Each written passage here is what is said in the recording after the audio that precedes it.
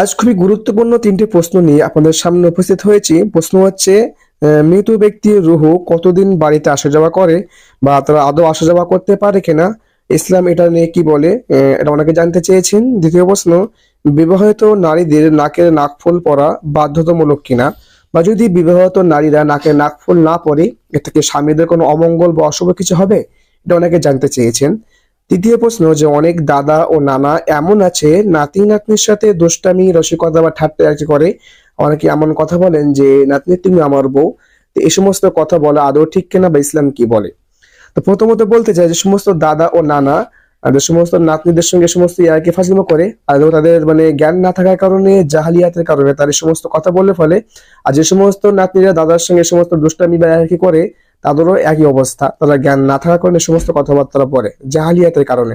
দাদা হচ্ছে পিতার পিতা। যেরকম পিতাকে আমরা সম্মান করি, দাদাকে ঠিক তেমনি ভাবে সম্মান করতে হবে। তার সঙ্গে ইয়ার্কি ফাজলামো করা যাবে না, বা দাদা ইয়ার্কি ফাজলামের পাত্র নয়।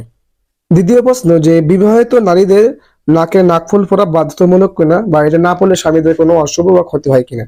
দেখুন প্রিয় বন্ধুগণ, যে বিবাহিত নারীদের নাকে নাকফুল পরা বাধ্যতামূলক কিনা, এই যে মাসলাটি আছে, অনেকে বলেন যে না পড়লে স্বামীদের অশুভ বা কোনো ক্ষতি হয়। যদি এরকম হয়ে থাকতো, তাহলে যদি কোনো স্বামী স্ত্রীর ভিতরে কোনো মানে একটু সামান্য রেষারেষি বা একটু খুনসুটি হলে না, তাহলে স্ত্রীরা কি করতো, নাক পলক খুলে বলতো যে তুমি যদি না ভালো হও, না শুধরো, তাহলে কিন্তু নাকে নাক ফুল পরবো না। এরকম করে তারা ব্ল্যাকমেল করতো। তো এরকম তো দেখাই যায় না, বা এই সমস্ত মাসালা মনে হয় এটা সমাজে চলে, কিন্তু এটা আদৌ ঠিক না। এটা কোনো সঠিক যুক্তি বা তথ্য আমাদের নাই। তৃতীয় যে প্রশ্নটি, যে মৃত ব্যক্তির রুহ কতদিন বাড়িতে আসা যাওয়া করে। অনেকে আমাদের ভেতরে গ্রাম্য ভেতরে বা গ্রামের মহিলারা বলে থাকেন যে মৃত ব্যক্তির রুহ 40 দিন পর্যন্ত বাড়িতে আসা যাওয়া করে, বা এনে তার বিভিন্ন আতঙ্ক থাকে। তো অ্যাকচুয়ালি যে মানুষ মারা যায়, মৃত ব্যক্তির রুহ এরকম মানে কোথাও থেকে বর্ণিত নেই যে 40 দিন পর্যন্ত বা এতদিন পর্যন্ত তার রুহ বাড়িতে আসা যাওয়া করে বা ঘোরাফেরা করে।